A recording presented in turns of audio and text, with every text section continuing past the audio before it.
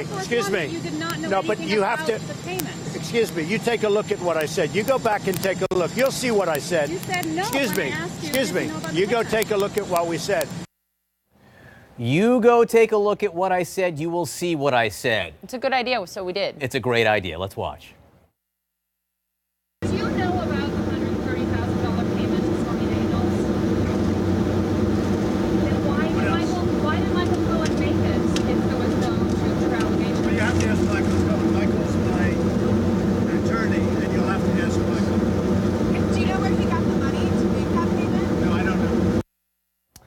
All right. If you parse, I suppose, the question and the answers there, the president was asked, did you know about the payments to Stormy Daniels? He said no. Question is, when is did in that case? The other question was, where did Michael Cohen, do you know where Michael Cohen got the money? He said no to that. Let's bring back our panel to discuss. Caroline Polisi here.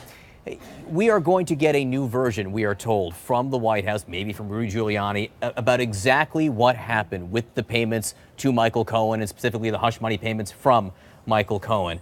It seems to me they're going to have a pretty airtight case, both legally and politically, to bring all of these different versions of the story together in one place. They are. And I mean, Stormy Daniels notwithstanding, the fact is, if there's this much of a breakdown between Giuliani and Trump on this issue, imagine how this is going to spill over into the Mueller investigation. I mean, you can live in this alternate reality where facts don't matter sort of on air and to the press, but that doesn't fly in a courtroom. That doesn't fly to prosecutors. And Mueller, I mean, if we're talking about the president, the possibility of the president sitting down for an interview with Mueller, I mean, this type of behavior is not going to fly. It's not going to get him very far.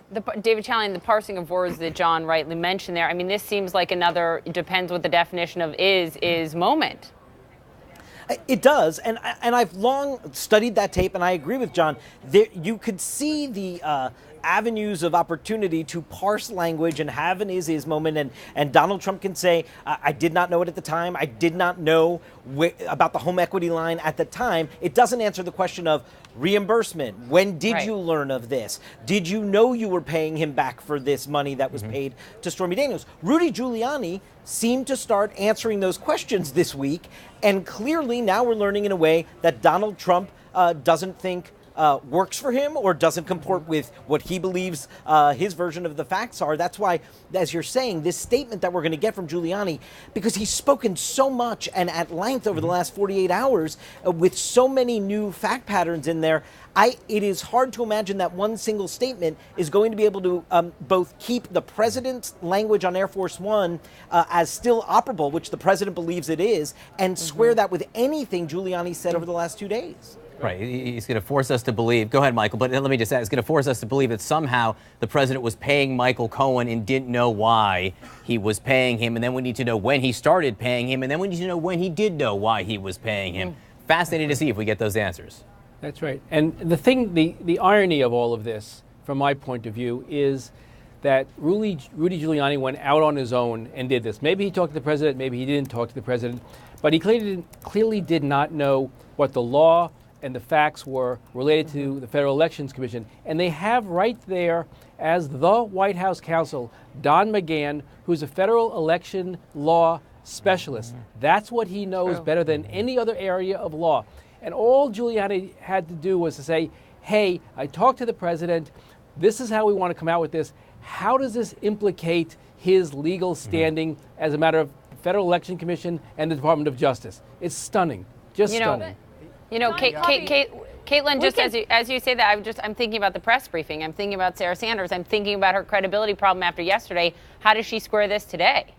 Right. We can talk about Sarah Sanders and what she said and what she didn't say and what she knew and what she didn't know, and also about Rudy Giuliani and what he's going to say in this statement and how he's going to clear things up. The president there making clear that he thinks Rudy Giuliani needs to get his facts straight. The president also saying here on the South Lawn before he headed out that you need to learn before you speak. But this Right. all goes back to the president himself, who said on Twitter yesterday that he did pay Michael Cohen a reimbursement for what he paid Stormy Daniels. This is the president himself. That was the president there on Air Force One saying on Air Force One that he didn't know about that payment to Stormy Daniels. So the person who does not have their facts straight here is the president himself. We can talk about Rudy Giuliani and Sarah Sanders and everyone who works in this White House all day long, but it's the president who said this and the president who is changing his story now, even though right there being questioned by reporters, he said he didn't want to talk about that. Look, the reporter who asked him, great point, Caitlin, why are you changing your story, is the same reporter that asked him that question on Air Force One. Shimon, very quickly, the Southern District of New York investigating here. This all has to do with the Michael Cohen investigation.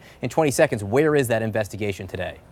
Well, they're still going through handing over documents. And really, I think, John and Poppy, it's important to think that really everything that the president, everything that Rudy Giuliani has said really affects Michael Cohen, right? Because as of right now, there's nothing to indicate that the president is facing any kind of charges or would face anything or any criminal liability in the Southern District case. And what does this mean for Michael Cohen? And how does Michael Cohen feel? I mean, this is his friend, his personal lawyer, his fixer, whatever it may be.